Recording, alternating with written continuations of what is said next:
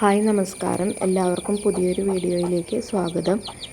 നമ്മളിന്ന് ഒരു അൺബോക്സിങ് വീഡിയോയാണ് ചെയ്യുന്നത്. നമ്മൾ കുറച്ച് പുതിയ കോഴിക്കുഞ്ഞുങ്ങളെ വാങ്ങിയിട്ടുണ്ടായിരുന്നു. അപ്പോൾ അവരെ നിങ്ങളായിട്ട് പരിചയപ്പെടുത്താമെന്ന് വിചാരിച്ചു.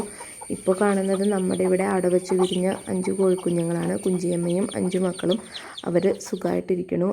വൈകുന്നേരം കുറച്ച് സമയം അഴിച്ചു വിടും. ആ വീഡിയോയാണ് നിങ്ങൾ കാണുന്നത്. നമ്മൾ 5 വർഷമായി കോഴികളെ വളർത്താൻ തുടങ്ങിയിട്ട്. പക്ഷേ നമ്മുടെ കയ്യിൽ നാടൻ കോഴികളും സാധാരണ പഞ്ചായത്തിൽ നിന്ന് കിട്ടുന്ന കോഴികളൊക്കെയാണ് ഉണ്ടായിരുന്നത്. അപ്പോൾ നമ്മൾ ഇത്തവണ കാപ്പിരിക്കോഴി, മുള്ളൻകോഴി, നെക്ക് തൊപ്പിക്കോഴി അങ്ങനത്തെ കോഴിക്കുഞ്ഞുങ്ങളെയാണ് വാങ്ങിയത്.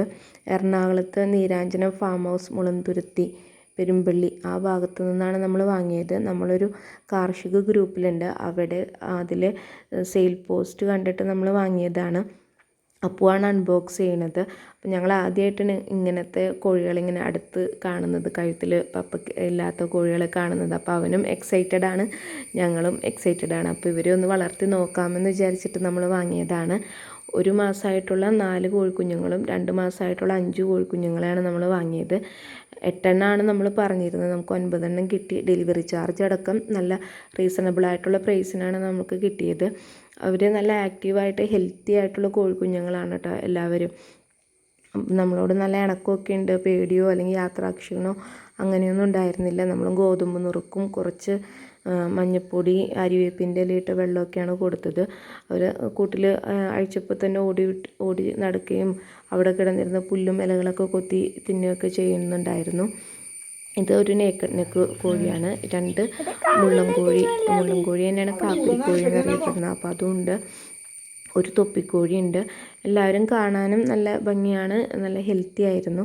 അപ്പം നമ്മൾ വീട്ടാവശ്യത്തിന് വേണ്ടിയിട്ടാണ് കോഴികളെ പണ്ട് വളർത്തി തുടങ്ങിയത്. നമ്മൾ പുറമേക്ക് കൊടുക്കുകയോ കോഴിക്കുഞ്ഞുങ്ങളെ കൊടുക്കുകയോ ഒന്നും ചെയ്തിരുന്നില്ല. മുട്ട മാത്രം നമുക്ക് ആവശ്യത്തിൽ കൂടുതലുണ്ടെങ്കിൽ ആരെങ്കിലും ചോദിച്ചാൽ കൊടുക്കാറുണ്ട്.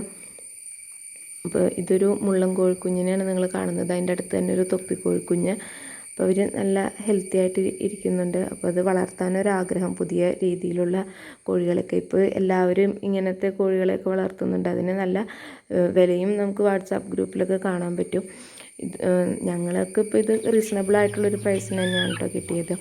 ഇത് 1 മാസമായ കുട്ടികളെ തിരിച്ചറിയാൻ വേണ്ടി അവർ കാലിലൊരു ടേപ്പൊക്കെ ഒട്ടിച്ചിട്ടുണ്ടായിരുന്നു. അതൊക്കെ വന്നപ്പോൾ തന്നെ ഞങ്ങൾ അഴിച്ചു കളഞ്ഞായിരുന്നു. ഇപ്പോൾ നിങ്ങൾക്ക് വീഡിയോയിൽ കാണാൻ 4 പേരുടെയും കാലിലൊരു ടേപ്പ് ചുറ്റിയേക്കണത്. ഒരു ചെറിയ നൂല് ലൂസാക്കി ഇട്ടാൽ മതിയായിരുന്നു. അപ്പോൾ അതൊക്കെ വേഗം തന്നെ നമ്മൾ അഴിച്ചു കളഞ്ഞ് 2ാമത്തെ ദിവസം നമ്മൾ അവരെ ഒന്ന് പുറത്തേക്ക് വിട്ട് നോക്കിയിരുന്നു. അവർ പുറത്ത് വിട്ടിട്ടൊന്നും കുഴപ്പമില്ല. അവർ നല്ല നമ്മളോട് നല്ല ഇണക്കമൊക്കെ ഉണ്ട്. പേടി അങ്ങനത്തെ കാര്യങ്ങളൊന്നുമില്ല. ഇപ്പോൾ ആ കോഴിക്കൂട്ടിൽ കിടക്കുന്ന പുല്ലൊക്കെ കഴിക്കുന്നതാണ് കാണുന്നത്. നമുക്ക് കോഴി വളർത്തൽ നഷ്ടമൊന്നും വരാറില്ല. ഇങ്ങനെ വേറെ ജീവികളൊക്കെ പിടിച്ച ഒരുപാട് കോഴികളെ നമുക്ക് നഷ്ടം വന്നിട്ടുണ്ട്. ഇതിപ്പോൾ 2ാമത്തെ ദിവസത്തെ വീഡിയോ ആണ് നിങ്ങൾ കാണുന്നത്. 2ാമത്തെ ദിവസം അവരൊന്ന് പുറത്തിറക്കി നോക്കിയതാണ്. ഒരുപാട് നമ്മളെ കുറുക്കനും കീരിയൊക്കെ പിടിച്ച് കുറേ കോഴികൾ നമുക്ക് നഷ്ടപ്പെട്ടിട്ടുണ്ട്.